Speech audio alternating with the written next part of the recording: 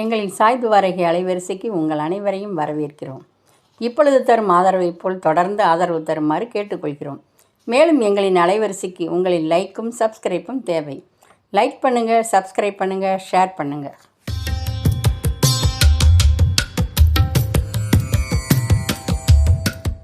திருச்சிற்றம்பலம். தன் நிலை அறியாமல் செயல்பட்டதால் முனிவனுக்கு வந்த வினையை பற்றி பார்ப்போம். ஒரு ஊரில் முற்றும் திறந்த முனிவன் இருந்தான். சிறுவயதிலிருந்தே இறைவனுடைய பற்றுதல் அதிகமாக இருந்ததால் எதிலும் நாட்டம் இல்லாமல் இருந்தான். தாய் தந்தை இருந்தும் இறைவனே கதி என்று வாழ்ந்து கொண்டிருப்பவன்.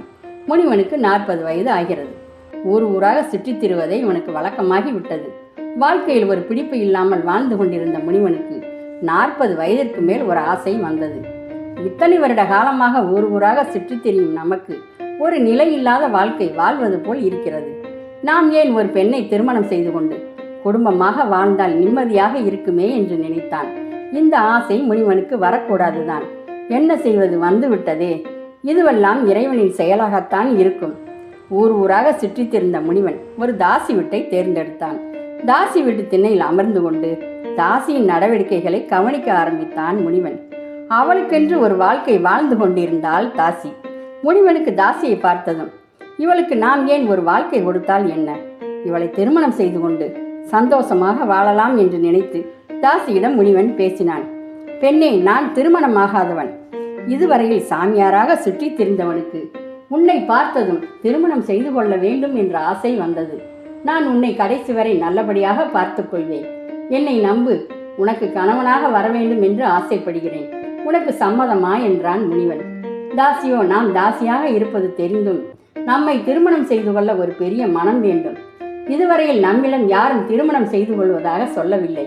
இருந்தாலும் சாமியாராக இருக்கும் இவரை எப்படி நம்புவது என்று நினைத்தாள். தாசி முனிவனை பார்த்து, உங்களை எப்படி நான் நம்புவது என்று கேட்டாள்.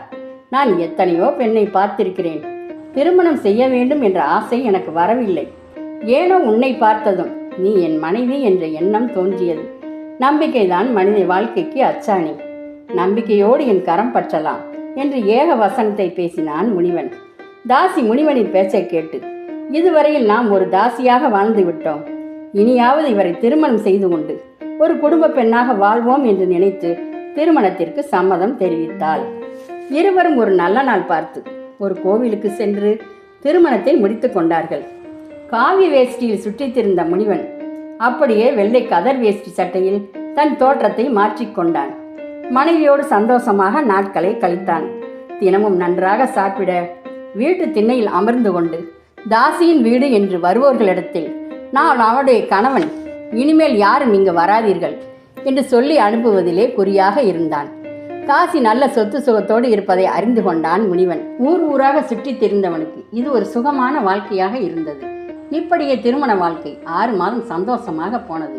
இந்த 6 மாதத்தில் முனிவன் வேலைக்கும் போகாமல் நன்றாக சாப்பிட்டு தூங்க, வீட்டிற்கு வெளியில் அமர்ந்து கொண்டு வரும் ஆட்களிடம் பதில் சொல்லி அனுப்ப, தாசியும் வெளியில் எங்கும் போகாமல் சிறை கைதி போல் வீட்டிற்குள்ளே இருந்தாள். இவை அனைத்தையும் பார்த்து கொண்டிருந்த தாசிக்கு முனிவன் மேல் கோபம் வந்து ஆத்திரத்தில் கத்தினாள். கணவனாக இருப்பவன் வேலைக்கு சென்று பணம் சம்பாதிக்க வேண்டும். வெளியிடங்களுக்கு சென்று 4 பேரிடம் பழக வேண்டும். இப்படியே உட்கார்ந்து கொண்டு பொழுதை கழித்தால் வருமானம் இல்லாமல் குடும்பத்தை நடத்துவது எப்படி? நீ எனக்கு கணவனா, இல்லை காவல்காரனா? இதற்கு பதில் சொல்ல வேண்டும் என்றாள் தாசி. தாசி சொன்னதை கேட்டு முனிவன் எதையும் யோசிக்காமல், நீ ஏற்கனவே சொத்துக்களோடு செழிப்பாகத்தானே இருக்கிறாய். அதை வைத்து கொண்டு வாழ்ந்தாலே நம் காலம் முழுவதும் சந்தோஷமாக வாழலாமே. பிறகு எதற்கு என்னை வேலைக்கு போகச் சொல்கிறாய் என்றான் முனிவன். இதை கேட்டவுடன் தாசிக்கு வந்ததே கோபம். நான் வசதியாக இருக்கிறேன் என்று தெரிந்துதான் என்னை திருமணம் செய்தாயா? என்னுடைய சொத்தை அனுபவிக்க வந்தவனா நீ? உன்னுடைய திட்டம் இப்போது புரிந்துவிட்டது. இனி ஒரு நிமிடம் கூட என் வீட்டில் இருக்கக்கூடாது. என் கண் முன்னே நிற்காமல் இங்கிருந்து போய்விடு என்றாள் தாசி. நான் உன் கணவன். என்னை உன் வீட்டை விட்டு அனுப்ப முடியாது என்றான் முனிவன். உன் வார்த்தை ஜாலத்தால் உன்னை யார் என்று அறிந்து விட்டேன்.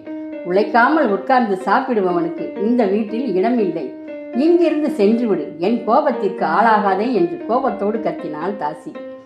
இந்த இடத்தில் இருக்க முடியாது என்று தெரிந்து கொண்டு வீட்டை விட்டு வெளியேறினான் முனிவன். யாராக இருந்தாலும் தன் நிலை அறிந்து வாழ வேண்டும். அதை விட்டுவிட்டு இருக்கும் இடத்தை விட்டு பறப்பதற்கு ஆசைப்பட்டால் இந்த நிலைதான் வரும். பேசும் வார்த்தைகள் ஒவ்வொன்றும் சமயம் அறிந்து பேச வேண்டும். மனிதர்களுக்கு ஆசை இருக்க வேண்டியதுதான். அளவுக்கு அதிகமான ஆசை இருந்தால் அது பெருத்த நஷ்டத்தில் தான் முடியும். சோம்பேறியாக இருந்து கொண்டு அடுத்தவர்கள் சொத்தை அனுபவிக்க வேண்டும் என்று நினைப்பவர்களுக்கு இது ஒரு எடுத்துக்காட்டு. அன்பே சிவம். நன்றி.